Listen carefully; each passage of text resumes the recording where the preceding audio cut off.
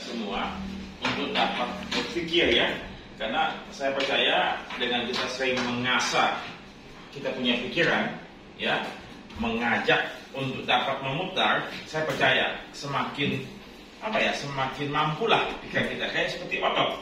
Kalau otot kita sering kita latih, tentu akan semakin siap, semakin bugar kan. Otak pun juga demikian, ternyata memang kita bisa latih, jangan didiamkan ya, dikerjai tanda petik supaya simpul-simpul ini katanya elektron yang ada dalam pikiran kita itu akan bekerja lebih cepat ya. Jadi kalau kita diamkan artinya ya, jadi saya ajak Anda untuk berpikir secara kritis dan kronologis. Ya, jadi ini untuk mengasah ini nggak ada di tempat Anda. Pagi ini saya berpikir saya mesti kasih ini daripada Anda, karena bagaimanapun juga Anda kan sudah dewasa semua, dan saya yakin Anda tahu bagaimana menggunakan otak itu kan, hingga bagaimana kita menggunakan otak itu dengan sebaik-baiknya. Mengapa ada profesi polisi? Ayo, ini kan kritisan kronologis. Mengapa ada profesi polisi? Ayo silakan, kenapa? Anda coba berpikir, coba. Karena penjahat. Karena penjahat. Yang mengamankan negara. Melayani masyarakat. Masih berfungsi, tapi mengapa untuk polisi? Bukan begitu jawabannya. Melayani masyarakat. Melayani masyarakat. Ini pikirannya nanti. Ayo, pikir. Rakyat Indonesia sebelum diambil Pak Ibu dapat Memberikan keamanan. Keamanan. Apakah jawabannya benar semua? Ya. Ada polisi.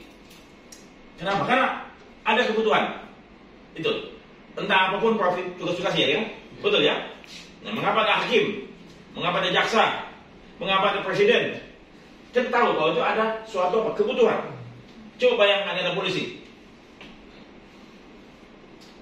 Bagaimana? Atau polisi dan hakim dan jaksa dirangkap satu orang. Coba bayangkan. Ya, jadi hakim, jaksa dan polisi dirangkap oleh satu orang. Wah, itu bagaimana kacau balaunya kan? Ya, jadi memang harus kebutuhan. Ya, kalian tangkap dulu ini. Dia punya ide. Ya, sekarang lihat. Mengapa ada profesi pialang dan agen asuransi? Ya, kenapa? Kebutuhan apa? Siapa yang butuh? Kebutuhan dari tetangga. Tetangga? Terkait dengan. Jadi siapa lagi yang butuh? Apa perusahaan asuransi butuh nggak? Butuh. Perusahaan asuransi butuh pialang, butuh nasabah, tapi dia nggak mampu melakukannya sendiri. Kenapa? Karena begitu banyak nasabah. Ya, tangannya nggak banyak. Jadi butuh pialang dan agen asuransi. Nah, kemudian, ya, faktanya masyarakat awam. Ini fakta.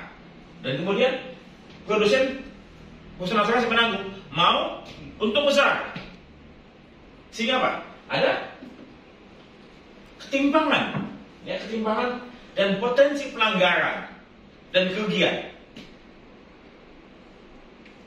Ya, kayak tadi misalnya, kenapa ada butuh polisi? Karena ada potensi pelanggaran. Memang ada hukum, ya, tapi kan masyarakatnya mesti ditata, diatur, ditertibkan supaya semuanya sebagai sebagai kaum manusia yang beradab, civilized. Ya, makanya ada tatanan-tatanan tersebut. Dan kemudian ada juga pialang agen asuransi. Mengapa ada peraturan asuransi? Ada hukum asuransi. Kenapa? Karena supaya beradab, supaya teratur. Coba bayangkan, nggak ada hukum asuransi, nggak ada aturan-aturan. Bagaimana coba orang dagang asuransi? Wah, udah kayak rimba, ya. Nah, jadi harus apa? Harus ada tadi perusahaan pialang asuransi dan agen asuransi, Pak, supaya ada balance. Ya, saya percaya perusahaan asuransi ada yang baik, tapi juga ada juga yang jahat, termasuk oknum yang di dalamnya kan. Itu pun juga masyarakat juga, ada yang baik dan ada yang jahat. Sama juga agen dan pialang juga ada yang baik dan ada yang jahat juga. Dan memang dunia ini bukan tempat yang sangat ideal buat tinggal, tapi inilah kita tinggal di sini. Dan bagaimana kita bisa tinggal di sini dan membuat dunia ini menjadi lebih baik. Ya, coba bayangkan nggak ada pialang asuransi. Coba bayangkan bagaimana hiruk-pikuknya di industri perasuransian. Bahkan ada pialang pun juga masih banyak korban-korban asuransi berjatuhan. Ya, karena kenapa? Karena ada beberapa pihak yang tidak suka dengan pialang. Ya, jadi itu mengapa perlu pialang dan agen asuransi. Dan kemudian mengapa harus ada pialang dan agen? Kok kenapa nggak pialang aja, agen nggak usah? Atau agen aja nggak usah pialang?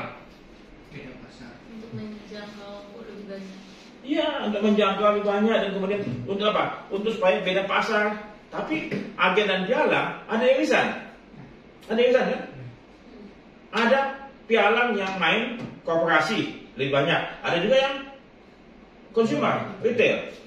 Begitu juga agen, ada yang main consumer, juga ada yang main korporasi. Ya, kemudian ada pialang asuransi yang berperilaku sebagai agen dan ada juga agen yang berperilaku sebagai pialang. Apakah itu salah? Ya nggak salah, sepanjang memang sudah memanfaatkan tujuan untuk kebaikan. Tapi memang ada aturan. Tapi apakah aturan tersebut harus betul-betul mengatur segala macam aturan yang apa? Maksudnya gini, apakah aturan tersebut menjadikan industri ini lebih baik atau tidak? Belum tentu juga. Kayak misalnya aturan tarif, ya, satu agen, satu perusahaan asuransi apakah bisa dilaksanakan atau tidak?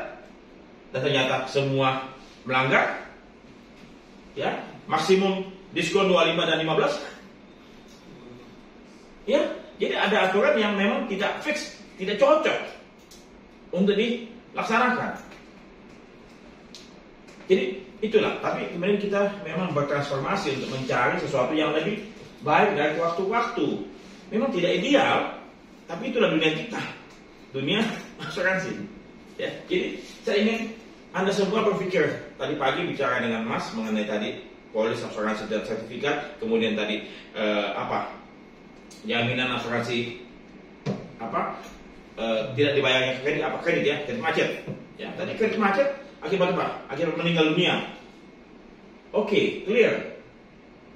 Ya, dia meninggal, kreditnya tidak bisa dibayar kan? Karena dia sudah tidak punya sumber penghasilan. Oke, langsung kreditnya lunas. Rumahnya tidak disita tapi kreditnya lunas. Oke, tapi nyatanya BTN punya asuransi di Jiwasraya. Oke, nasabahnya mati, tapi Jiwasraya nggak bisa bayar ke BTN. Lantas nasabahnya tetap dikejar-kejar oleh BTN. Yang menunjuk Jiwasraya siapa? BTN. Lantas kalau Jiwasraya nggak bisa bayar, emang nasabahnya yang mesti bangkit lagi untuk bayar, untuk kerja lagi? Kan salah kan? Jadi saya pikir nggak fair buat nasabah yang harus tetap bayar, padahal yang menunjuk asuransi BTN. Itu. Nah, kalau meninggal, oke, masih bisa apa? Itu risiko, nggak ada yang ambil untung, tidak ada moral hazard, mati. Tapi kalau dia kreditnya macet akibat dia dipecat dan dipecat karena dia tidak perform atau malas segala macam, itu kan moral hazard. Atau kredit macet karena dia si kliennya atau debiturnya tidak mau bayar, apakah itu bisa dihitung? Moral hazard? Nggak bisa dihitung. Saya pikir ini kok asuransi masih mau memberikan proteksi atas kredit macet akibat apa? Moral hazard. Coba, asuransi mau didikte oleh bank. Sebenarnya tidak bisa. Bagaimana coba? Ilmu mana? Ilmu asuransi mana? Coba kasih tunjuk saya pada buku saya, bukunya apa mengenai kredit macet tersebut. Kalau yang meninggal cacat akibat kecelakaan, tidak bisa kerja lagi, that's fine. Tapi kalau dia macet karena dia tidak mau bayar, dan ini bisa saja menimbulkan apa? Bank semena-mena memberikan kreditnya. Yang baru dulu siapa? Asuransi. Asuransi mau didikte oleh bank, silahkan. Memang itulah saya bilang kemarin dalam beberapa waktu yang lalu kan, asuransi kayak semacam apa? Kacung atau mohon maaf PSK-nya bank. Ya, jadi saya pikir kredit macet akibat tadi dia tidak mau bayar atau dia kena PHK akibat tidak perform, itu tidak bisa. Tapi kalau misalnya di PHK karena perusahaan yang bangkrut tidak mampu lagi melakukan tugasnya, that's fine. Itu bukan si debiturnya kan yang melakukan hal tersebut. Clear ya? Oke, itu yang pertama Mel.